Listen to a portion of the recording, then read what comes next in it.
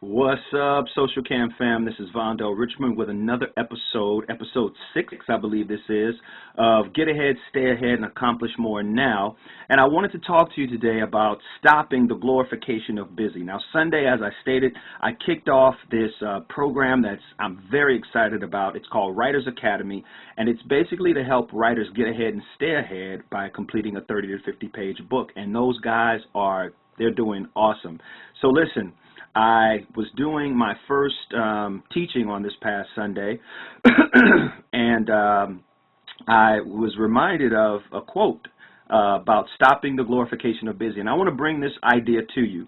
Life is like a train ride, and if you can imagine this, from the time we're born, we are on this train headed full speed to a unscheduled end. An unscheduled end. In other words, at some point in our lives, all of our lives are going to come to an abrupt stop, and we are going to pull into the last stop, the last station, and we're going to exit the train and go to glory.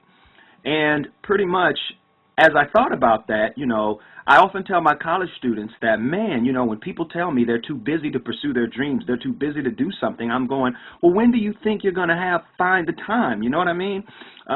It's not like life gives us this time bank and we end up having like a bunch of time that we have unused sitting in some account, and at some time, some ideal point in time, we're going to be able to go and say, hey, I'm here to cash in and withdraw all the time that I have stored up in some bucket. No, it ain't going to happen like that. And so I wanted to talk about the testimonials from the class. Now, these people, these students, these guys have been trying to write books 5, 6, 7 years.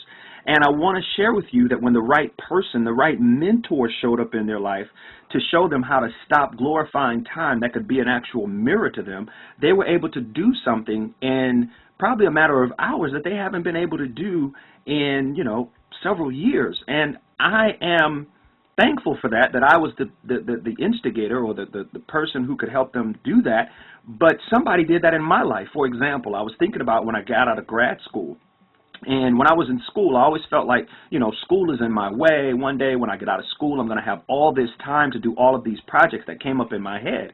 And when I graduated, I found that I still was not doing these projects until one day I stopped and said, Vondell, what are you doing? You have been glorifying this time. You've been glorifying busy all this time, putting excuses that like you can't do X and Y and Z because of class. Well, now that I'm not in class, what's stopping you? Why aren't you still writing all the books and doing all the plays? And, why aren't you stepping out, pursuing those creative ideas? Until one day I stopped and said, you know what, let me get a track of my time. Let me hold myself accountable. Let me ante up and find out where my time is going. And what I did was I took out a journal and I literally wrote down, and you can do this. This is my challenge to you, the takeaway. I want you to pull out a journal, a notebook or a sheet of paper or your computer, and I want you to write down a typical week. Monday, Tuesday, Wednesday, Thursday, Friday, and you could just do 5 days. And I want you to put down, starting usually what time you wake up. This is what I did. I said, what time am I normally up, and what time do I normally go to bed? So I was usually up by like 9 a.m., 10 a.m. or something. I think I just graduated. And I was usually in the bed by like, 2 in the morning. So I literally said, okay, 9 o'clock when I wake up or 8 o'clock when I wake up or whatever, I pray from 8 to 9. Then I was saying at the time, this was when I was looking for a job when I first graduated, from 9 to 10, I took a shower. Then from like 10 to 11, I ate lunch or whatever. And I just estimated time. I wasn't worried about being accurate. And then I said, okay, around this time every day I went to the library at the time in my old apartment and got on the computer and looked for a job. Then I noticed a trend once I laid out my whole week. I noticed that every day around 5 o'clock till about 9 o'clock at night, I was on the telephone. And I said, wow, this is crazy. I can see this on paper. Why am I on the telephone? And I realized that what was going on was at 5 o'clock, all of my family and friends got off of work. And what they would do is they would call me to check to see how my job search was going. And you know how it goes, guys. You get on the phone at 5, you talk from 5 to 6, you're talking to your mom, and then you say, hold on, Mom, let me click over because it's your boy, it's your girl. You click over, hey, what's up? Yo, how the job thing go today? It went good. You tell them your story, and you say, hold on one second, let me holler at my mom till I call her back. So you click over and talk to your mom. You say, Mom, I'll call you back, and you're talking to, your mans or your girls and them, and then, boop, the phone beeps again. And what do? You click over, and you're like, yo, this is my boo, this is my girlfriend, So you click over, and you say, hey, babe, let me call you back in 2 minutes. Let me get off the phone with my boy or my homegirl or whatever. Then you talk to them tell them what's going on, catch them up, hear about their day, and then the next thing you know, you calling your girl. I'm calling my girl back. So all in all, I was like, yo, I'm spending way too much time on this telephone. Now, I don't watch television, but for some people, it might be the TV. So try that exercise, and I want to talk to you real quick about what Justin Timberlake taught me. I don't know if you ever saw the movie. I think it's called No Time or Time with Justin Timberlake.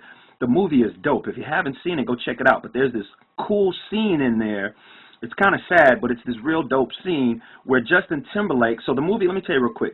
The movie is about this concept of time, and it really dealt with the have and have-nots and who was wealthy in the world based on how much time the person had. The more time the people in this movie had in this world they lived in, the more wealthier they were. And the poor people didn't have a lot of time. And basically what happened was everything cost time. There was no money. And so to ride the bus, let's say the trip was 3 minutes, you had to use, so much time that took away from your life cycle. And so there was this one scene where, like, Justin Timberlake's mom did not have enough time, and she was going to meet her son because he was going to loan her some time. And the bus driver was like, no, I can't, let you go, because she didn't have enough time to get to where she was going. So she tried to run to go meet Justin Timberlake, and she was looking at her arm. They had a tracker in their arm, and she literally was running out of time. And I remember in this scene, it blew me away. They got like within inches of each other, running, and she's looking at her arm, and it's ticking down like 10, 9, 8, 7. She got within like arm's reach away from him, and poof, she ran out of time, and she died in his arms. He literally caught her. It was a dramatic scene, y'all, but it's real talk on this whole concept of the train going to the end of the station, and we're just running out of time. So that's what Justin Timberlake taught me, and then I ain't going to tell you the rest of the movie, even though I gave away a dope part. And I just want to give you an app that you can use, okay? If you want to track your time on the computer, I want to give you this website, and I want you to go to rescuetime.com, rescuetime.com. And what it is, it's an app that you can put up on your computer. I think it's free. You can download it, and it will track what you're doing, how you're spending your time on the computer. And this is an app that I use as an entrepreneur, as a business person, to help me track my time during the day. All right, so that's what I want you to do. That's the takeaway. I want to give you a call to action as well. I want to challenge you to go get a tool. It's a free gift from me to you. It's called 3 Steps on How to Get Ahead and Stay Ahead with the Vision. I want you to go to my website, VondellRichmond.com, VONDELL Richmond, RICHMOND.com, okay? This is Vondell Richmond from Get Ahead and Stay Ahead, encouraging you to be mindful of what you do with your time. Spend some time this week in a journal or a notebook tracking your time. Go to rescuetime.com and check out the movie with Justin Timberlake called In Time, all right? It'll definitely encourage you. Well, that's all I have for this episode. So, see you next time. I haven't come up with the topic yet, but I want you to stop the glorification of time, all right? Take care. Till next time, think like a celebrity, which means I need you to think big in order to get ahead, stay ahead, and accomplish more now in your life.